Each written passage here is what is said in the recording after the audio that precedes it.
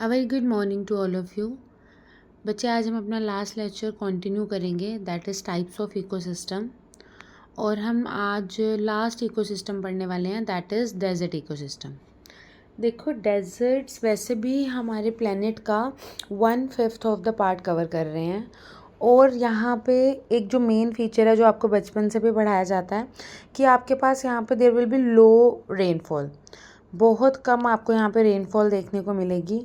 और क्योंकि इतनी कम रेनफॉल आपको यहाँ पे देखने को मिलती है तो ये ड्राइड कंडीशन में पाए जाते हैं।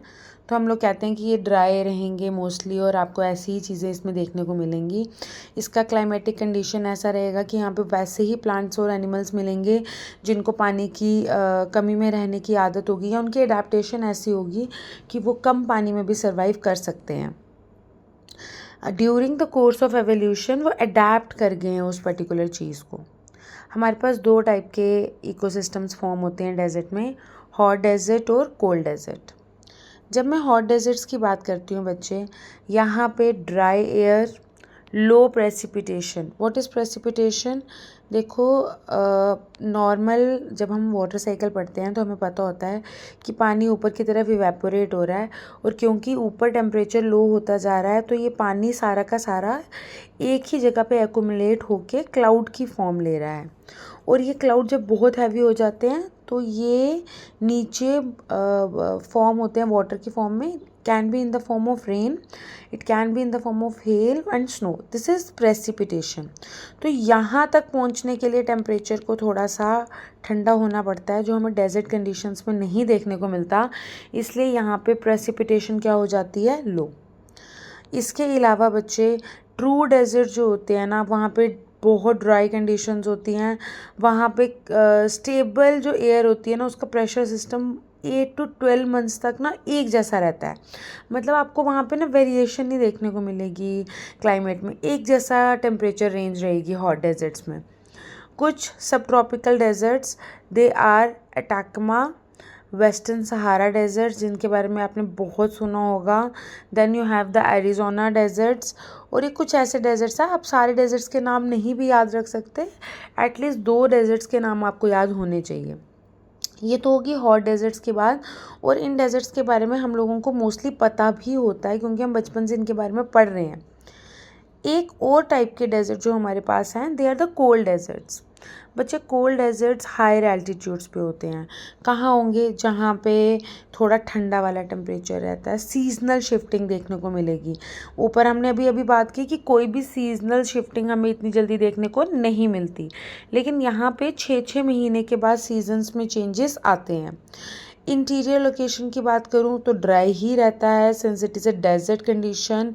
बट किसी किसी लोकेशन पे आपको रेन भी देखने को मिलेगी because of the seasonal variations. और क्योंकि ये हाई एल्टीट्यूड्स में होते हैं, यानी कि हिमालयन रेंजेस पे होते हैं, तो हिमालयाज़ में भी कभी कभी जो है ना टेम्परेचर एक्सट्रीमली चेंज होने के कंडीशंस में आ जाता है। तो उस कंडीशन में भी आपको यहाँ पे जो है ना वेरिएशंस देखने को मिलेंगी। कोल्ड डेजर्ट्स में आपका Ladakh one of the commonest example जो आपको जल्दी लर्न हो जाएगा। इसके अलावा गोबी, इसके अलावा नॉर्दर्न वेस्टर्न चाइना, आपको बहुत सारी जगहों पे कोल्ड डेजर्ट जो हैं वो देखने को मिलेंगे। तो डेजर्ट इकोसिस्टम 2 में डिवाइडेड है। यहाँ तक जो आपने इकोसिस्टम्स पढ़े ना बच्चे, वो सारे के सारे आपके टेरेस्ट्रियल इकोसिस्टम्स में थे।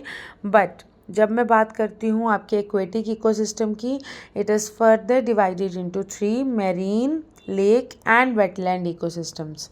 देखो, मैरीन इकोसिस्टम की बात करूँ, आपको बहुत सारी जगहों पे देखने को मिलेगा। कोरल रीफ्स में, एस्चुरीज में।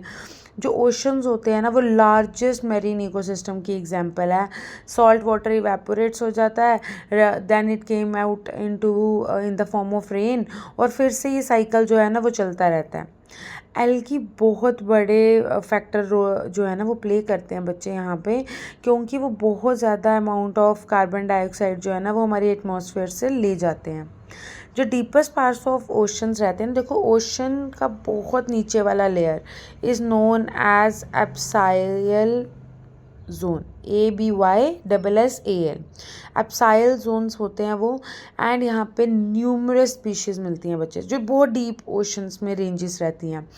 कैसी चीज़ें देखने को मिलती हैं हमें यहाँ पे, इनवर्टिब्रेट फिशेस, बहुत सारी प्री हिस्टोरिक फिशेस जो शायद आज के टाइम पे हम एक्सटिंक्ट बोलते हैं, उनके फॉसिल्स भी हमें यहाँ पे देखने को मिले हैं। और यहाँ पे ना कुछ ऐसी फिशेस होती हैं which have the property of luminance, वो अपने आप को ग्लो करवाती हैं, जैसे जुगनू होते हैं हमारे वैसे ही वो भी होती हैं। और ऐसी प्रॉपर्टी जब भी किसी में देखने को मिलेंगी ना बच्चे, उसको बोलते हैं फोटोल्यूमिनेंस। जब भी कोई अपने आप को किसी डार्क रीजन में ग्लो करवाने की क्षमता रखता है, उसे बोला जाता है फोटोल्यूमिनेंस। तो आपके पास मैरीन इकोसिस्टम में बहुत सारे ऑर्गेनिजम्स हैं जो फोटोल्यूमिनेंस की प्रॉपर्टी शो करते हैं। Second we have the lake ecosystem.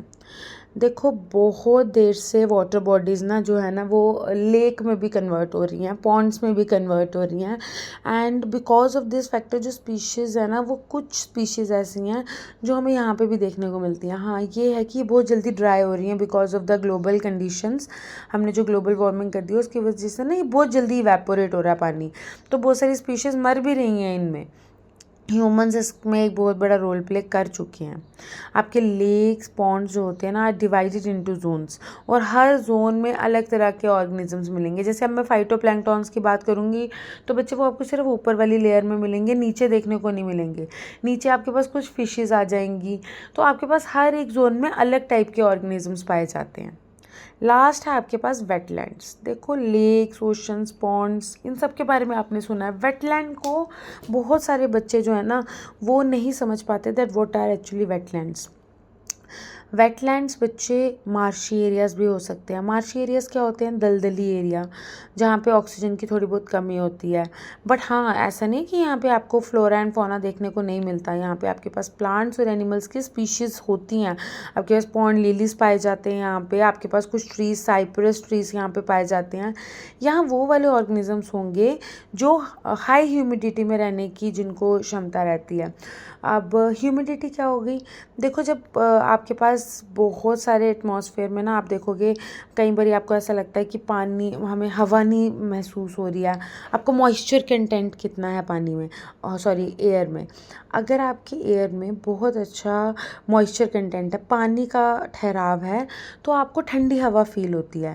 लेकिन अगर वहीं से वेपर जो है ना उनकी कमी होने स्टार्ट हो जाएगी तो आपको गर्म हवा लगती है, आपको लगता है हवा चल नहीं रही है। That is a humid environment. अगर कोई प्लांट इस तरह के एनवायरनमेंट में रहने की क्षमता रखता है तो वो वेटलैंड वाले इकोसिस्टम में रह लेगा। यहाँ पर रेप्टाइल से लेके मैमल्स, एम्फीबियन से लेके birds, thousands and hundreds of insects आपको यहाँ देखने को मिलेंगे। मैं आपको एक पिक्चर दिखा रही हूँ वेटलैंड की, ताकि आपको ये आइडिया हो जाए। देखो ये बहुत दूर से ली गई पिक्चर है। ये बड़े बड़े एरियाज होंगे, पानी भी होगा पास में, ट्रीज भी होंगे, सब चीज़ें होंगी, but this is an example of wetland. ऐसे दिखते हैं वेटलैंड्स, लैंड भी है और पानी भी है पास में, और बहुत सारी स्पीशीज़ यहाँ पे सर्वाइव कर जाती हैं। With this we have completed the types of ecosystem. अब नेक्स्ट जो हम लेंगे that will be the functions of ecosystem. आप सब ये वाली जो टॉपिक्स हैं उनको लर्न कर लीजिएगा।